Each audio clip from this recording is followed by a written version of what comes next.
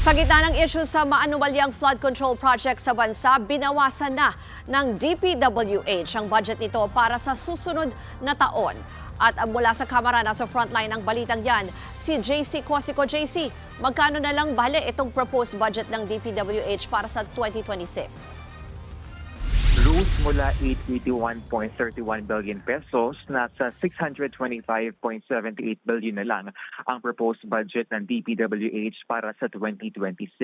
Yan ay matapos tanggalin ang pondo para sa locally funded flood control projects na aabot sa 252.53 billion pesos.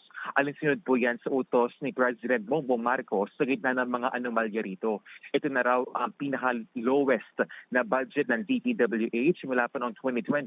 Ayon po kay DPWH Secretary Vince Dizon. Wala na rin pong pondo para sa mga duplicate projects, completed projects pero may alokasyon pa rin, overlapping sections sa road projects, pati pondo sa ilang proyekto gaya ng rock netting at cat's eye.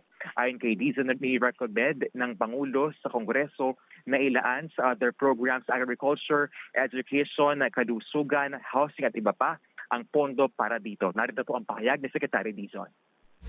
We will clean this up. And we will clean this up now.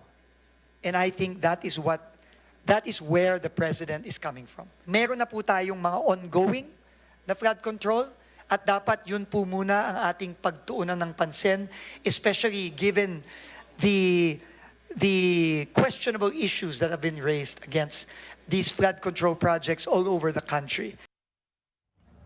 Sinuna naman ni Caloocan 2nd District Congressman A.K. Erice ang kawalan ng pondo para sa locally funded flood control projects.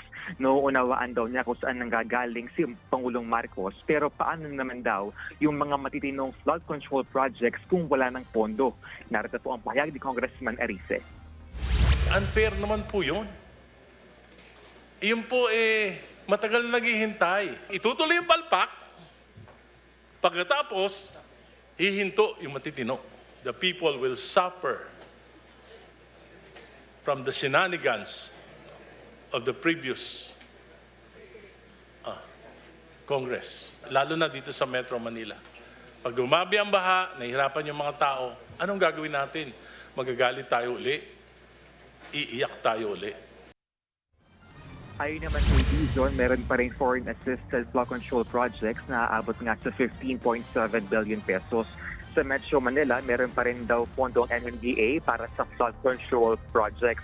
Ruth, bago naman mag-alas 3 ng hapon, pansamantalang sinuspindingan ng House Appropriations Committee ang pagdinig nga sa proposed budget ng DPWH. Sabi po ni House Appropriations Vice Chair at Ilocos Sur Congressman Ronald Singson ay requested po ang mga mambabatas sa House Plenary ng alas 3 ng hapon para sa isang historic event.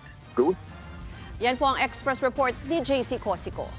Mga kapatid, Ruth Cabalco, para sa mabilis na pasada ng mga balitang dapat niyong malaman, mag-follow at mag-subscribe sa social media pages ng News 5.